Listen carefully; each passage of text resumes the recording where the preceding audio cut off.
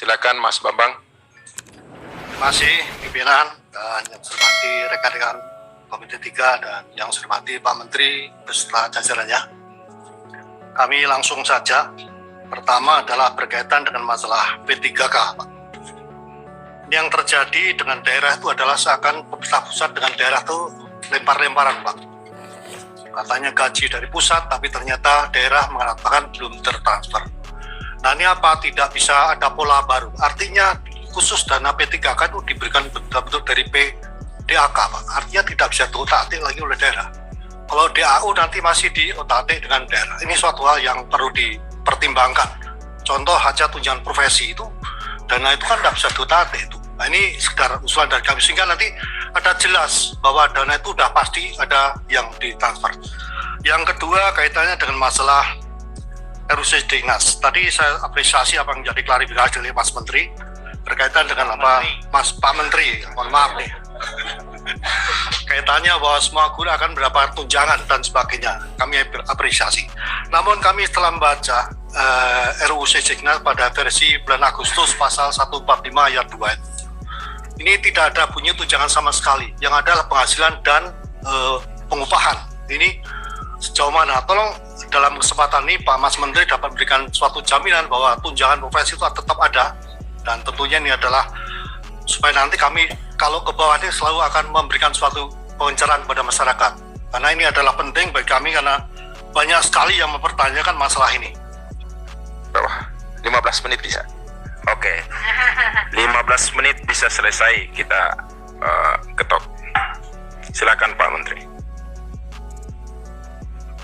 Terima kasih. Untuk beberapa topik mungkin saya ingin mengundang salah satu topik yang terpenting, mungkin isu mengenai guru honorer yang sekarang belum menerima gaji.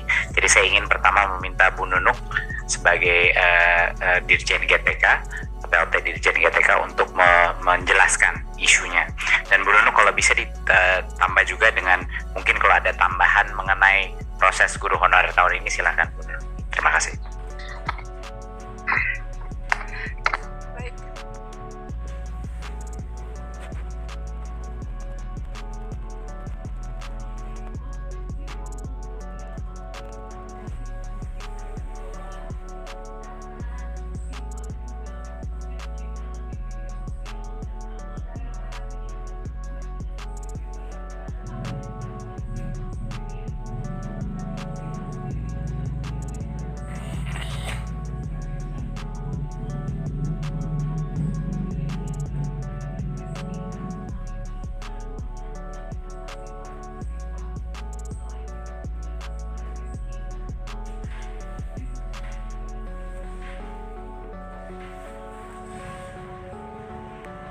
Honorer yang sekarang belum menerima gaji. Jadi saya ingin pertama meminta Bu Nunuk sebagai Dirjen GTK, PLT Dirjen GTK untuk menjelaskan isunya. Dan Bu Nunuk kalau bisa ditambah juga dengan mungkin kalau ada tambahan mengenai proses guru honorer tahun ini, silakan Bu Nunuk. Terima kasih. Baik, terima kasih Mas Menteri. Terima kasih untuk terkait dengan gaji P3K. Saya akan mencoba menjawab yang sekarang terjadi.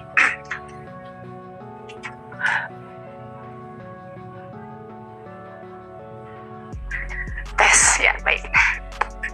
Baik, saya ulang untuk gaji P3K seperti yang Bapak Ibu tanyakan pada forum ini, saya akan mencoba memberikan penjelasan.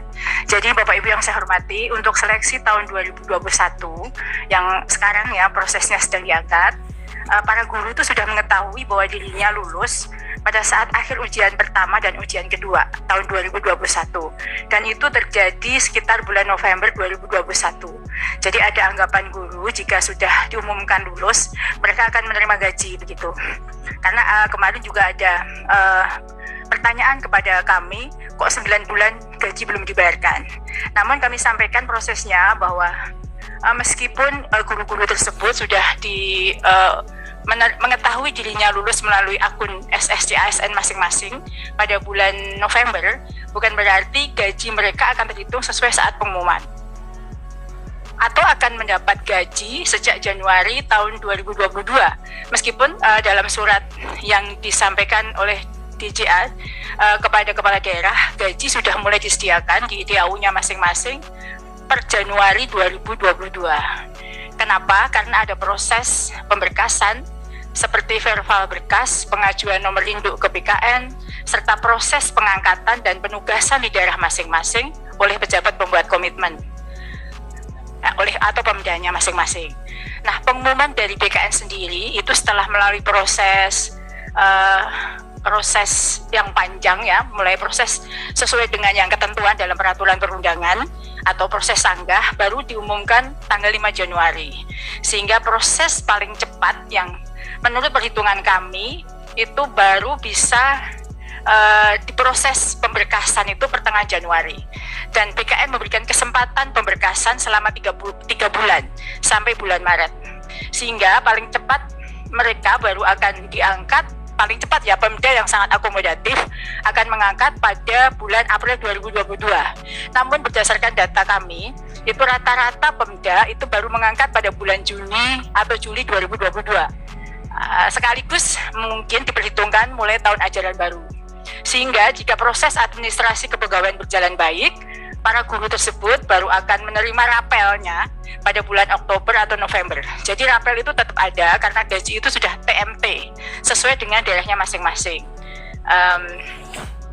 Dan ini mungkin wajar saja karena di CPNS pun juga berlaku demikian, karena SK itu lebih dulu dibandingkan dengan SKTMT yang diperoleh oleh guru itu lebih dulu dibandingkan dengan aplikasi amrah gaji baik pusat maupun daerah. Namun demikian, sesuai dengan saran masukan pada forum ini, kami akan tetap berkoordinasi dengan pemerintah daerah dalam hal ini. Lalu untuk sebagaimana yang tadi Pak Menteri sampaikan, untuk tahun 2022 ini sudah dimulai proses seleksi ASN P3K-nya. Jadi kami sudah melakukan sosialisasi Juknis, saat ini berlangsung serentak di 3 region, mewakili seluruh daerah kabupaten kota yang mengajukan formasinya. Jadi kami sampaikan, kalau Pak Menteri tadi menyampaikan bahwa tahun 2022 ini, kalau tahun 2021 alhamdulillah ada 300.000 formasi. Tahun ini melalui kerja keras dari semua pihak, karena ada Panselnas yang terlibat di sini, berhasil mendapatkan formasi peningkatan yang sangat signifikan, yaitu 319.000 lebih. Dan tahun ini pada saat ini sudah mulai prosesnya. Insya Allah akan dimulai proses itu mulai bulan depan.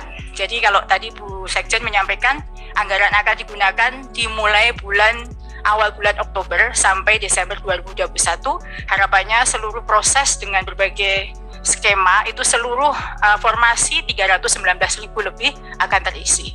Demikian Pak Menteri, terima kasih. Terima kasih Bu Nunuk untuk penjelasan yang sangat lugas dan jelas. Beberapa klarifikasi mengenai topik guru, ini ada beberapa topik besar kan. Yang pertama guru, saya tidak akan bisa menjawab semua pertanyaan, tapi yang besar-besar dulu ya topiknya ya. Yang mengenai guru, tadi ada pertanyaan mengenai guru swasta lulus P3K kembali ke swasta. Kenyataannya adalah tidak bisa sesuai dengan undang-undang ASN. ASN itu harus ditempatkan di instansi pemerintah. Memang itu undang-undangnya, itu makanya. Dan jangan lupa Bapak Ibu, guru-guru swasta itu yang ikut tes P3K adalah mereka memilih untuk ikut seleksi. Itu hak mereka untuk bergabung di sekolah negeri gitu. Jadi bukan karena mereka terpaksa atau karena mereka merasa kesempatan yang lebih baik, atau mungkin mereka dibayar di bawah UMR. Nah, itulah isunya, dan maksud kita dengan kembali ke Undang-Undang Ketenagakerjaan yang tadinya mau diperjuangkan melalui RUU Sisiknas adalah untuk kita bisa memastikan bahwa paling tidak minimal UMR itu dilaksanakan, tapi kenyataan di lapangan tidak. Tapi sangat mengecewakan, RUU Sisiknas tidak gol, tidak lewat prolegnas prioritas tahun ini, jadi tidak bisa. Tadi ada pertanyaan lagi mengenai apakah guru PAUD akan bisa menjadi guru. Sayang sekali, itu adalah masuk ke dalam RUU Sisiknas. Kita memasukkan guru PAUD, guru kesetaraan, dan guru pesantren formal masuk dan diakui pertama kalinya dalam sejarah Indonesia sebagai guru, tapi tidak gol. Ditolak RUU Sisiknas sebagai prolegnas prioritas. Jadi itulah makanya kenapa, dan ini kemungkinan kesempatan terakhir kita tadinya di tahun ini, tapi tidak lewat. Jadi mungkin itu sebagai klarifikasi saja. Tadi ada yang menanya apakah sertifikasi bisa otomatis. Itulah alasan kita mengeluarkan kata tunjangan profesi daripada RUU Sisdiknas yang diprotes berbagai pihak. Padahal tunjangan profesi tersebutlah yang sebenarnya memblokir guru untuk bisa mendapatkan tunjangan seperti ASN lainnya. ASN lainnya nggak pernah ada masalah menerima tunjangan, tapi karena guru di undang-undang guru dan dosen itu di tahun 2005 itu dikecualikan dan diberikan tunjangan profesi, itu dikunci dengan sertifikasi dan PPG, di mana tiap tahun PPG itu kapasitasnya cuma 60.000, bahkan itu harus dibagi antara guru baru, PPG prajabatan dan PPG dalam jabatan. Bayangkan, makanya dari tahun 2005 sampai sekarang itu hanya 1,3 juta guru yang biasa hampir 20 tahun menunggu 1,3 juta. Ya 1,6 jutanya lagi ya bakal 20 tahun, 30 tahun lagi baru selesai. Nah itu tadi besar harapan kita sebenarnya RUU Sisdiknas itu dampaknya kepada kesejahteraan guru. Makanya kami suka bingung waktu dibilang kami tidak peduli kepada kesejahteraan guru, padahal seluruh perjuangan kami dari 600.000 P3K sampai RUU Sisdiknas adalah untuk kesejahteraan guru. Ini hal yang cukup menyedihkan buat kami di Kemdikbudristek. Oke, lalu mengenai jawaban tadi topik kedua mengenai 400 digital talenta. Ini mohon semoga mungkin ada yang menyimak presentasi kemarin di Raker DPR. Itu sudah saya jelaskan dengan sangat jelas secara struktur. Jadi 400 tim ini ada di dalam anak perusahaan Telkom yang dikontrak sebagai vendor untuk Kemdikbud. Ini bukan tim di dalam Kemdikbud, ini dalam BUMN, ya. Dan yang dikontrak itu adalah anak perusahaan tersebut sebagai jasa pembangunan teknologi. 400 orang ini bukan punya kemampuan seperti ASN atau yang lain. Ini adalah software engineer, data scientist, product manager, analis, skill set yang saya pun tidak punya itu skill set. Ini hanya spesifik, hanya berapa puluh ribu orang di Indonesia yang punya skill set tersebut ini, seperti perusahaan-perusahaan teknologi besar, dan mereka pergi, anak-anak muda yang meninggalkan perusahaan teknologi mereka untuk bergabung demi Indonesia. Jadinya mereka itu vendor. Jadi anggaran kita adalah untuk menyediakan jasa itu kepada perusahaannya. Dan 400 orang itu direkrut oleh anak perusahaannya Telkom. Jadi bahkan semua anggaran itu masuk dari pemerintah ke pemerintah lagi. Betapa elegannya dengan sistem itu. Jadi nggak pernah ada keluar itu anggaran, masih ke pemerintah. Nah, kenapa sempat heboh?